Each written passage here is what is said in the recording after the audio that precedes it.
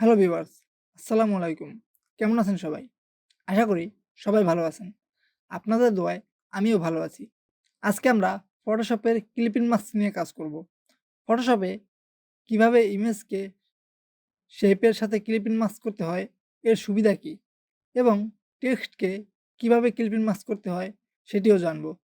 তো চলুন শুরু করা যাক।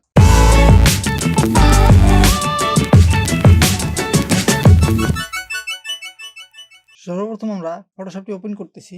ওপেন করার পরে আমরা একটি নতুন আর্টবোর্ড নিয়ে নিব। ক্রিয়েট নাওতে ক্লিক করলাম। এখান থেকে 1920x1080 এবং কালার মোডটা আমি 8GB রাখলাম। রেজুলেশন 300 পিক্সেলই রাখি অ্যান্ড দেন ক্রিয়েট। এখন অবশ্যই যেহেতু আমরা ক্লিপিং মাস্ক নিয়ে কাজ করব, সর্বপ্রথম আমরা ইমেজকে ক্লিপিং মাস্ক করব এবং এর সাথে শিখব স্মার্ট অবজেক্ট। স্মার্ট অবজেক্টের কাজ এবং স্মার্ট অবজেক্ট করলে কি কি সুবিধা আপনারা পাবেন। সর্বপ্রথম আমি এখানে একটি ইমেজ নিয়ে আসি। এই ইমেজটি আমি ফর ব্যাকগ্রাউন্ড হিসেবে ব্যবহার করব। Sorry, control T, free transform, alter চেপে এটিকে আমরা ঠিক করে দিব। এরপর আমরা শিফট চেপে যদি আমাদের পজিশন মতো না বসে তাহলে শিফট চেপে ইচ্ছা মতো এটিকে আমরা পজিশন মতো বসিয়ে দিতে পারবো অ্যান্ড দেন এন্টার। একটু জুম করি। জুম করার জন্য কন্ট্রোল স্পেস এবং মাউসটা ক্লিক করে লেফট বাটনটা ক্লিক করে ড্র্যাগ করলেই এটি জুম ইন এবং জুম আউট হবে। ওকে, তো আমরা এখানে যে ব্যাকগ্রাউন্ড লেয়ারটি এখন বর্তমানে আছে এটিকে আমরা লক করে দিই যাতে করে এটি আমাদের সিলেক্ট না হয়। তো এবার আমরা ইমেজটি নিয়ে আসি। এখানে আমরা যে ইমেজগুলো নিয়ে আমরা এখানে কাটাকাটি করব বা ক্লিপিং মাস্ক করব সেই ইমেজগুলো এখানে নিয়ে আসি। তো ওপেন থেকে আমি এখান থেকে আমি 2-3টা ইমেজ সিলেক্ট করি, যেমন এই একটা এবং এই একটা। এই 3টা ইমেজ আমি সিলেক্ট করলাম। ওপেন করার পরে আমরা যেটা করব, এগুলোকে আগে সব এখান থেকে এখানে যে লক চিহ্নটা দেখতে পাচ্ছেন আপনারা, এখানে লক চিহ্নটার উপরে ক্লিক করলে এটি আনলক হয়ে যাবে। এটি সম্পূর্ণ ফ্রি হয়ে যাবে এবং আপনারা এটা মুভ করতে পারবেন। আপনারা যদি এটা লক করা থাকে তাহলে কিন্তু এটি মুভ করতে পারবেন না। ওকে, এটা কিন্তু সিলেক্ট হবে না। তো এটিকে আপনারা অবশ্যই আনলক করে নেবেন। আনলক করে নেওয়ার পরে এটিকে আমরা ড্র্যাগ করে আমাদের এই ফাইলে নিয়ে আসি এবং কন্ট্রোল টি প্রেস করে আমরা একটু এটার পজিশন করে নিই, একটু ছোট করে নিই ইমেজটাকে। ওকে, এটি রাখলাম এবং এখানে আমরা আরো কিছু ইমেজ নিয়ে আসি। এখানে আরেকটা ইমেজ আছে, এটাকে আমরা আনলক করে নিলাম এবং ড্র্যাগ করে এই ফাইলে নিয়ে আসলাম এবং অবশ্যই এটাকে আমরা pre transform control T press করে আমরা এটাকে ছোট করে দিলাম ইমেজটাকে। ওকে, এরপরে এই একটি ইমেজ, এটাকে আমরা নিয়ে আসি। এবার দেখেন আমাদের এখানে 3টি ইমেজ আছে। সো এই ইমেজটাকে একটু বড় করি। যদিও ইমেজটার রেজলিউশনটা নষ্ট হয়ে গেছে, তো এটাকে আমরা ডিলিট করে দিই, দরকার নেই। তো সর্বপ্রথম আমরা এই ইমেজটাকে ক্লিপিং মাস্ক করি, একটু বড় করি ইমেজটাকে। কন্ট্রোল টি প্রেস করে ফ্রি ট্রান্সফর্মে আসবেন এবং ড্র্যাগ করে অল্টার চেপ অবশ্যই ড্র্যাগ করবেন, তাহলে রেজলিউশনটা ঠিক থাকবে আর কি। ওকে ওকে, এরপরে আমরা একটি শেপ নেই, যে শেপের সাথে আমরা ক্লিপিং মাস্ক করব। আমরা একটা শেপ নেই আগে। এখান থেকে আমরা রেক্টাঙ্গেল টুলস আছে, এখানে রেক্টাঙ্গেল টুলস আছে, পলিগন টুলস আছে। আমরা পলিগন টুলস থেকে একটা শেপ নেই। মনে করেন এই শেপটা, এই শেপের সাথে আমরা ক্লিপিং মাস্ক করব। তো শেপটা নেওয়ার পরে এই শেপটাকে আমরা স্মার্ট অবজেক্টে কনভার্ট করব। স্মার্ট অবজেক্টে কনভার্ট করার জন্য আমরা জাস্ট মাউসের রাইট বাটন প্রেস করব, এই যে কনভার্ট স্মার্ট অবজেক্ট, এখানে ক্লিক করলে এটা স্মার্ট অবজেক্টে যাবে। এরপর এখানে যে একটি স্মার্ট অবজেক্টের যে একটি অপশন দেখতে পেয়েছেন থাম্বনেল, এখানে ডাবল ক্লিক করবেন। ডাবল ক্লিক করলে এটা অন্য একটা আর্টবোর্ডে ওপেন হবে। তো আমরা এখন যেটা করব, এখানে ছবিটা না আনলেও চলতো, আমরা জাস্ট এটাকে ড্র্যাগ করে এখানে নিয়ে আসবো। ঠিক আছে, যেখানে আপনারা স্মার্ট অবজেক্টের যে আর্টবোর্ড আছে সেই আর্টবোর্ডে নিয়ে আসবেন এবং প্রি ট্রান্সফর্ম থেকে কন্ট্রোল টি প্রেস করে আপনারা এটি ছোট করে দিবেন এবং অল্টার প্রেস করে অবশ্যই ছোট করবেন যাতে করে রেশিওটা ঠিক থাকে। ওকে, তো এখানে আমরা এই ইমেজটা ডিলিট করে দিই, দরকার নাই। তারপর আমরা এই আর্টবোর্ডটায় আসি, এবার এখানে নিয়ে আসি আর্টবোর্ডটায়। তো এখন দেখেন এটা কিন্তু অনেকটা বড় আছে, তো আমি চাই যে তার একটু ছোট হোক। তো আমি কন্ট্রোল টি প্রেস করে এবং অল্টার প্রেস করে ধরে তারপর এটা ছোট করতেছি। ওকে, তো এখন যেটা করব, এই যে লেয়ারটা আছে, ইমেজের যে লেয়ারটা আছে, এই লেয়ারটাকে মাউসের রাইট বাটন প্রেস করব। এরপরে দেখেন এখানে লেখা আছে ক্রিয়েট ক্লিপিং মাস্ক। ওকে, এই জায়গাটা ক্লিক করব। এই জায়গাটা ক্লিক করলে কি হবে, আপনার নিচে যে শেপটি থাকবে, ভালো করে বুঝবেন, নিচে যে শেপটি থাকবে এটি কিন্তু উপরে আছে এবং এটি কিন্তু নিচে আছে। তো নিচের শেপটির সাথে কিন্তু এটি ক্লিপিং মাস্ক হয়েছে, দেখছেন? অর্থাৎ এই ইমেজটি কিন্তু এই শেপের বাইরে কিন্তু যাইতেছে না। আমি কন্ট্রোল কি প্রেস করি, ফ্রি ট্রান্সফর্ম, অল্টার প্রেস করে বড় করি, তো দেখেন এর বাইরে কিন্তু যাইতেছে না। আমি কিন্তু বড় করতেছি কিন্তু এর বাইরে কিন্তু যাইতেছে না। যদি আমাদের ক্লিপিং মাস্ক করা না থাকতো, দেখেন এখানে ক্লিপিং মাস্ক করা না থাকতো তাহলে কিন্তু পুরো আর্টবোর্ডটা জুড়ে কিন্তু আসতেছে।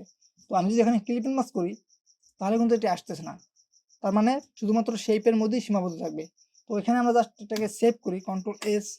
এখানে যদি আমরা সেভ করি, আমরা জিনিসটা এখানে প্রিভিউ দেখতে পারবো। স্মার্ট অবজেক্টের মূল সুবিধাটা হলো, মনে করেন আপনি এখানে একটি সম্পূর্ণ একটি ডিজাইন করলেন, সেখানে একটি লোগো বসানোর দরকার, আপনি এই মুহূর্তে আপনার কাছে লোগোটা নাই, আপনি কি করলেন, ওখানে একটা শেপ লেয়ার ক্রিয়েট করে রাখলেন, আপনি একটি শেপ লেয়ার ক্রিয়েট করে স্মার্ট অবজেক্ট করে রাখলেন। তো আপনি চাইলে কিন্তু ওখানে যে কোনো সময় লোগোটা বসাতে পারবেন। এজন্যই স্মার্ট অবজেক্টটা খুব কাজের। তো দেখা গেছে অনেক সময় কোনো ডিজাইনের করার পরে দেখা গেছে ইমেজটা চেঞ্জ করতে হবে। যদি আপনার ইমেজটা কোনো শেপের সাথে স্মার্ট অবজেক্ট করা থাকে, সেক্ষেত্রে কিন্তু খুব সহজেই আপনারা ইমেজটা চেঞ্জ করতে পারবেন। কীভাবে পারবেন? এখানে আমি এটা কেটে দিই, কেটে দিয়ে আবার আপনাদেরকে দেখাই। তো এখানে কিন্তু আমাদের এই ইমেজটা যদি আমি এখন চেঞ্জ করি, ঠিক আছে? চেঞ্জ করার জন্য এখানে যে স্মার্ট অবজেক্ট আছে, এখানে ডাবল ক্লিক করলাম, তারপরে এই যে আর্টবোর্ডটা আছে এখানে ইমেজটা শো করতেছে। তো আমি যেটা করব, এই ইমেজটাকে পরিবর্তন করব। পরিবর্তন করার জন্য আমি অন্য একটা ইমেজ এখানে নিয়ে আসি, মনে করেন এই ইমেজটা ড্র্যাগ করে এই আর্টবোর্ডে নিয়ে আসলাম। ওকে, কন্ট্রোল টি, ফ্রি ট্রান্সফর্ম, এবং এটাকে ছোট করে দেই। ওকে, এই ইমেজটাকে আমরা ডিলিট করে দিই, ডিলিট প্রেস করে ডিলিট করে দিলাম, এবং এটাকেও কিন্তু অবশ্যই ক্লিপিং মাস্ক করতে হবে। ওকে, তো আমি মাউসের রাইট বাটন প্রেস করে ক্লিপিং মাস্ক একটু বড় করি, এবার আমরা পজিশন মতো বসিয়ে দেই। ওকে, এবার যদি আমরা এন্টার প্রেস করি, অবশ্যই ফ্রি ট্রান্সফর্মে আসার পরে আপনারা এন্টার প্রেস করবেন, তারপরে control S, control S press করলে এটি সেভ হবে। অর্থাৎ এই আর্টবোর্ডে যদি আপনারা এটা সেভ করেন তাহলে এই আর্টবোর্ডে এসে দেখতে পারবেন। ওকে, এবার আসি এটায়, এখানে আমরা একটি শেপ থেকে করলাম, এখানে আমি আরেকটি শেপ থেকে করব। তো আমি এখান থেকে পলিগন টুলস থেকে একটি শেপ নেই, তো আমি এখানে একটা পলিগন টুলস থেকে একটি শেপ নিলাম এবং এটিকে এই লেয়ারের নিচে নিয়ে আসি। ওকে, এটা এই ছবিটা আমরা ডিলিট করে দিই, এখানে প্রয়োজন নেই আমাদের ছবিটা। তো এই শেপটাকে আমরা স্মার্ট অবজেক্টে কনভার্ট করি। তো আমাদের স্মার্ট অবজেক্টে কনভার্ট হয়ে গেল। আমরা স্মার্ট অবজেক্টের যে আর্টবোর্ড আছে সেখানে চলে যাই, ডাবল ক্লিক করলে এখানে চলে আসবে। তো আমরা এই ইমেজটাকে এখানে নিয়ে আসি, ড্র্যাগ করে একটু ছোট করে দেই, অনেক বড় ছবিটা।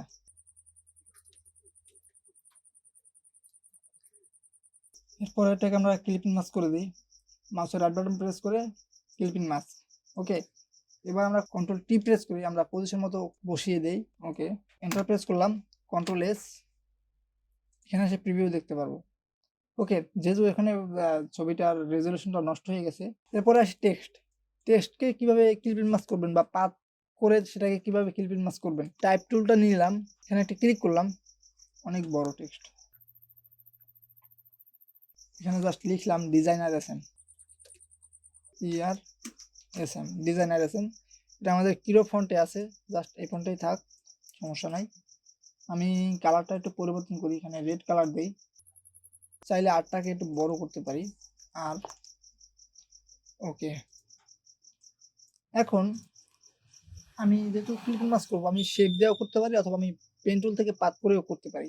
তো আমি পেন টুল থেকে পাত করি, পেন টুলটা সিলেক্ট করলাম, এখানে একটি লেয়ার নিয়ে নিতে হবে আমাদেরকে। তো লেয়ার নেওয়ার জন্য এখানে দেখেন নিউ লেয়ার নামে একটা অপশন আছে, নিউ লেয়ারে ক্লিক করবেন, ক্লিক করার পরে এখানে একটি নতুন লেয়ার ক্রিয়েট হবে। তো এরপরে পেন টুলটা সিলেক্ট করে জাস্ট পাত করবেন,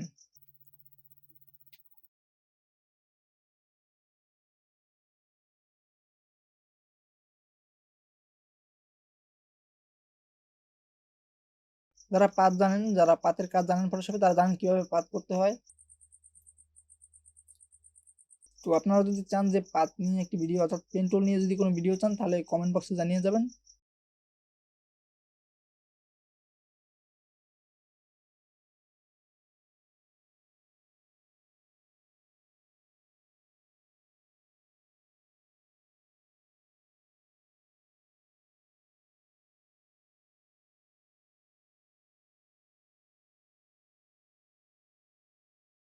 তো আপনারা যেখান থেকে শুরু করছেন পাতটা ওইখানে শেষ করবেন।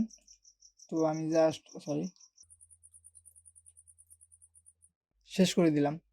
তারপরে মাউসের রাইট বাটন প্রেস করে মেক সিলেকশনে ক্লিক করবেন। ক্লিক করার পরে দেন ওকে। ওকে করার পরে এখানে একটি কালার আমাদেরকে দিতে হবে। তো আমি এখানে একটি কালার দিয়ে দিই। এখানে আমি এই কালারটি দিতে পারি অথবা এই কালারটি দিতে পারি। তো এখানে আমি কালারটা সিলেক্ট করে নিলাম। কালারটা সিলেক্ট করে নেওয়ার পরে আমরা জাস্ট কন্ট্রোল চেপে ডিলিট প্রেস করব। ডিলিট প্রেস করলে এর মধ্যে একটি কালার আসবে এবং এরপরে আমরা যেটা করব, আমার যে শেপ লেয়ারটা আছে শেপ লেয়ারটাকে আমরা উপরে নিয়ে আসবো। উপরে নিয়ে আসার পরে এটাকে আমরা ক্লিপিং মাস্ক করে দিব। তো দেখেন আমাদের ইমেজের ক্ষেত্রে কি হয়েছিল, আমরা কিন্তু শেপ লেয়ারটাকে নিচে রাখছিলাম, কিন্তু টেক্সটের ক্ষেত্রে কিন্তু আমাদের শেপ লেয়ারটা উপরে থাকবে। ঠিক আছে, তো কন্ট্রোল ডি প্রেস করলাম। এখানে যে সিলেকশনটি ছিল, মেক সিলেকশন করার পর যেটি আসছিল পেন টুলের, এটি চলে গেল। এখন যদি আপনারা কালার পরিবর্তন করতে চান, সেক্ষেত্রে জাস্ট এখান থেকে আপনারা কালারটাকে সিলেক্ট করবেন। উপরের যে কালারটি আছে হোয়াইট কালার যেখানে আছে, এখান থেকে কালারটা সিলেক্ট করবেন। এই কালারটা রাখতেছি, ওকে। তারপরে এখান থেকে এই টুলসটা নেবেন, নেওয়ার পরে জাস্ট ক্লিক করলে এটি কালার পরিবর্তন হবে। তো এখানে যে রেড অংশটাও দেখতে পাচ্ছেন, এটা কিন্তু টেক্সটের কালার। তো রেড অংশের কালার যদি পরিবর্তন করতে চান, সেক্ষেত্রে জাস্ট টেক্সট লেয়ারটাকে সিলেক্ট করবেন। সিলেক্ট করার পরে এখানে যে টেক্সটের যে কালারটা আছে, এই কালারটা পরিবর্তন করে দিবেন জাস্ট, ওকে। এখন যদি এটা আমরা পাত করলাম, আপনি যদি কোনো শেপ লেয়ারের মাধ্যমে করতে চান পাত ছাড়া, সেক্ষেত্রেও সেটিও করতে পারবেন। আমি এখানে যে টেক্সট লেয়ারটি আছে, আমি এটাকে ডুপ্লিকেট লেয়ার করি, ওকে, উপরে নিয়ে আসি এবং এটাকে আমরা একদম উপরে নিয়ে আসি। কালারটা পরিবর্তন করে দিই, কালারটা আমরা এই কালারটা রাখি। এরপরে আমরা একটি শেপ নেই, ইপিএস টুলস থেকে একটি শেপ নেই, ওকে। এরকম হতে পারে, একটি কালার অলরেডি চলে আসছে। তো ফিল কালারটা এরকম একটি কালার আমরা দিতে পারি। তো দেওয়ার পরে আমরা জাস্ট অবশ্যই কিন্তু টেক্সটের ক্ষেত্রে কিন্তু আমাদের শেপ লেয়ারটা উপরে থাকবে, মনে রাখবেন। টেক্সটের ক্ষেত্রে যদি ক্লিপিং মাস্ক করতে চান, সেক্ষেত্রে কিন্তু শেপ লেয়ারটা উপরে থাকবে, টেক্সটটা নিচে থাকবে। তো শেপ লেয়ারটাকে জাস্ট সিলেক্ট করে ক্লিপিং মাস্ক ক্লিক করবেন। আবার